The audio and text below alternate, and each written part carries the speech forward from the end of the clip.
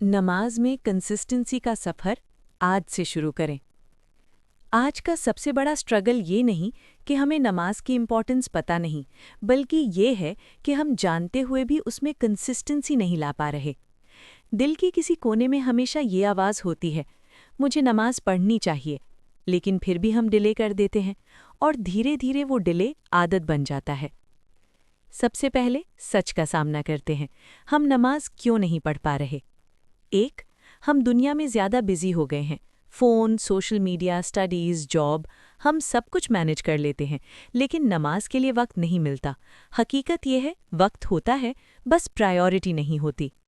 दो, बाद में पढ़ लूँगा वाली सोच। ये एक डेंजरस ट्रैप है। हम सोचते हैं कि थोड़ी देर बाद पढ़ लेंगे, लेकिन फिर या तो वक्त निकल जाता है या हम भूल जाते हैं। तीन, दिल का कनेक्शन वीक हो जाना। जब नमाज सिर्फ एक रूटीन बन जाए और उसका मीनिंग समझ ना आए तो दिल उसमें नहीं लगता, और जहां दिल नहीं लगता वहां कंसिस्टेंसी मुश्किल हो जाती है। चार, गुनाहों का असर। कभी कभी हम खुद फील करते हैं कि दिल हैवी है, नमाज पढ़ने का मन नहीं करता। ये भी एक साइन है कि हमें अपनी लाइफ को थोड़ा सा क्लीन करना होगा। 5, एनवायरनमेंट का प्रेशर। अगर आसपास के लोग नमाज को सीरियसली नहीं लेते तो हम भी धीरे धीरे उससे दूर हो जाते हैं। अब बात सिर्फ प्रॉब्लम की नहीं, सल्यूशन की करते हैं। एक, परफेक्ट बनने की कोशिश मत करो, कंसिस्टेंट बनने की करो। अक्सर हम सोचते हैं कि जब 5 वक्त पढ़ पाऊंगा तब शुरू करूंगा।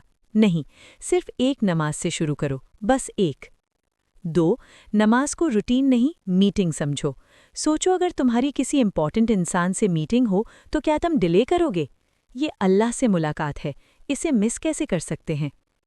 3, छोटी आदतें बनाओ। अलार्म लगाओ, वुज़ू पहले से कर लो, नमाज का फिक्स्ड प्लेस बना लो।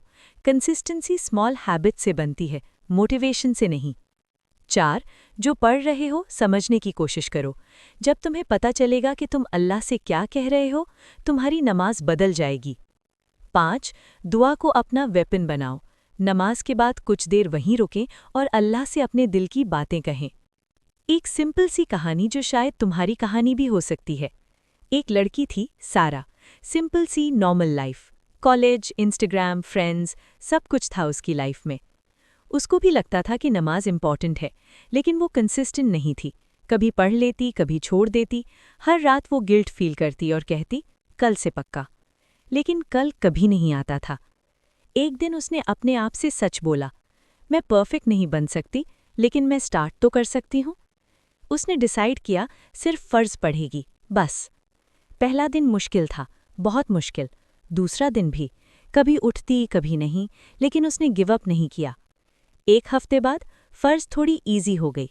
2 हफ्ते बाद उसने सुन्नत ऐड की।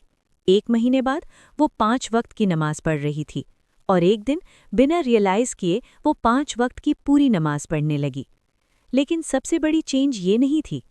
सबसे बड़ी चेंज ये थी कि अब उसका दिल हल्का रहता था, उसे सुकून मिलता था, वो अकेली नहीं फील करती थी।